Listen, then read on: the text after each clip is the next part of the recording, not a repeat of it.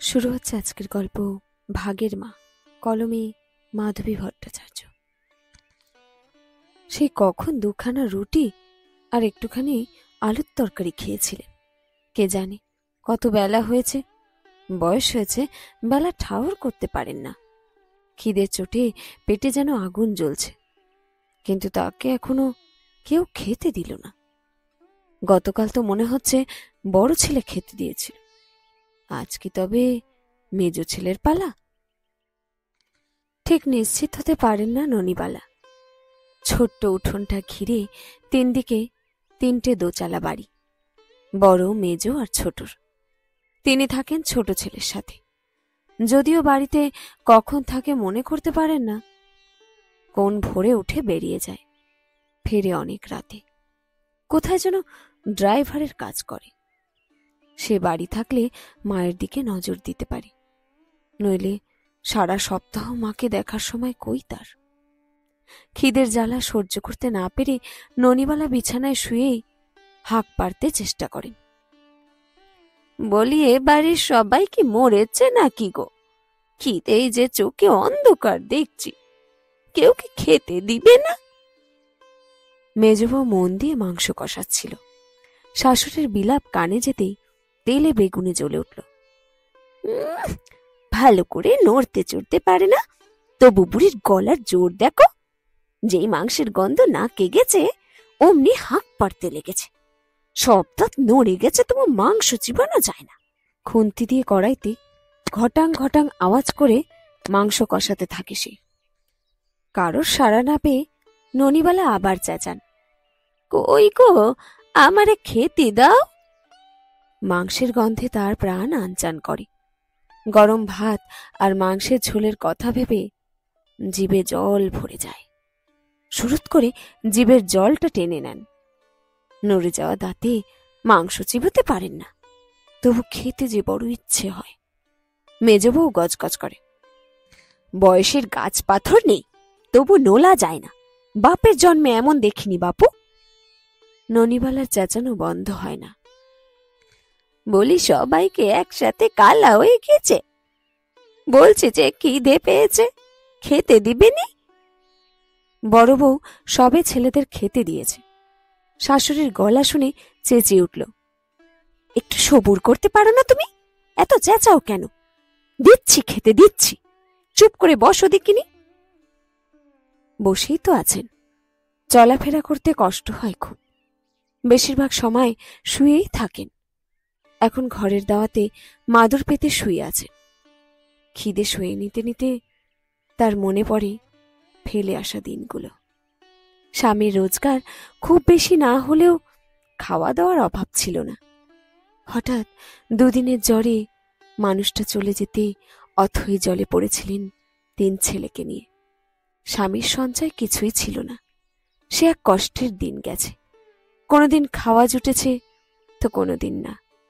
কতদিন ছেলেদের খেতে দিয়ে নিজে না খেয়ে থেকেছেন।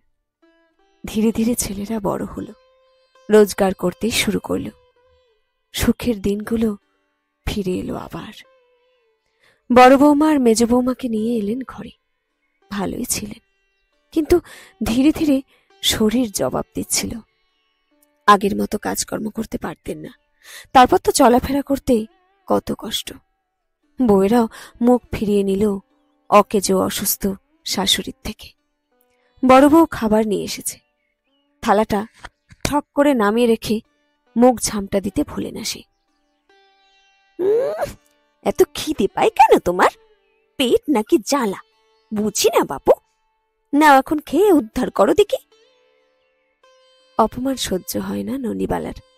তিনিও মুখ চালান, আমার ছেলের রোজগার আমি খাবো, তাতে তোর এত কথা কিসের? ছেলের রোজগার দেখাচ্ছ? বয়স হলে কি হবে, বুদ্ধিতে দেখছি 16 আনা। শাশুড়ি আর বউয়ের কলহ শুরু হয়ে যায়। ছেলে যথারীতি বউয়ের পক্ষই নেয়। মা, যত বয়স হচ্ছে তুমি ছেলে মানুষ হচ্ছ। পার্বতী দিচ্ছিল তো খেতে, একটু তর্স হয় না নাকি? ছেলের ধমক খেয়ে ননিবালা মিয়ে যান। না রে বাবা, বড় খিদে পেয়েছে কিনা তাই। বলছিলুম আর কি। খিদে তোমার একার নয়, সবারই পেয়েছে, তাই বলে এভাবে কেউ চেল্লায়? চুপ করে যান ননিবালা। খাবারের গন্ধে খিদেটা আরো জাগার দিয়েছে। গরম ভাতে মাংসের ঝোল মাখিয়ে গ্রাস মুখে পুরেন, যেন অমৃত। এক সকালে ননিবালা বিস্ময়ের চরম সীমায় পৌঁছে যান। এমন অদ্ভুত কাণ্ড ঘটেছে আজ। ছোট ছেলে গোপাল বাড়ি ফিরেছে অসময়ে। একা ফেরেনি, সঙ্গে সুন্দরপানা একটা মেয়েকে নিয়ে এসেছে।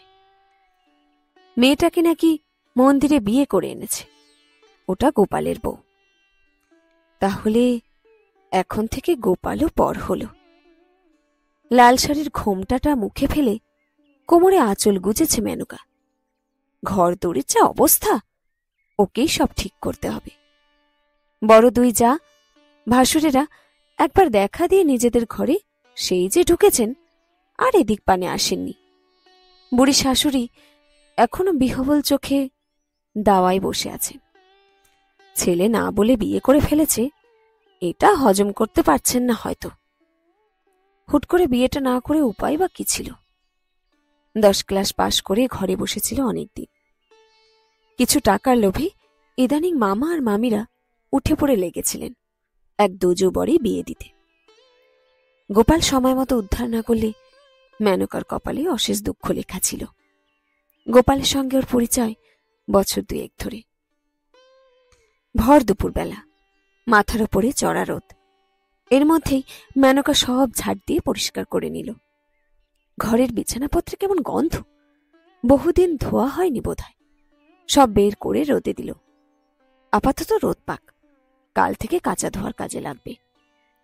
কাজ করতে করতে হঠাৎ কানে এলো কথা কাটাকাটির আওয়াজ। কি হয়েছে দেখতে গিয়ে মেনকার চোখ কপালে। বুড়ি শাশুড়ি লাঠি ভর দিয়ে উঠোনে কুজো হয়ে দাঁড়িয়ে আছে।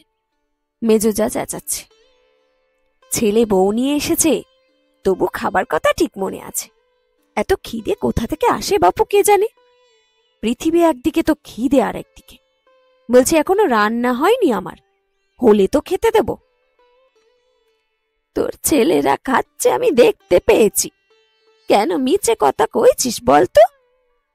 চোখে নাকি কিছুই দেখতে পাও না, এখন ঠিক দেখে নিয়েছ নাতিরা খাচ্ছে? ধন্যি ধন্যি তোমাকে। যাও, একটু পরে খেতে দিচ্ছি।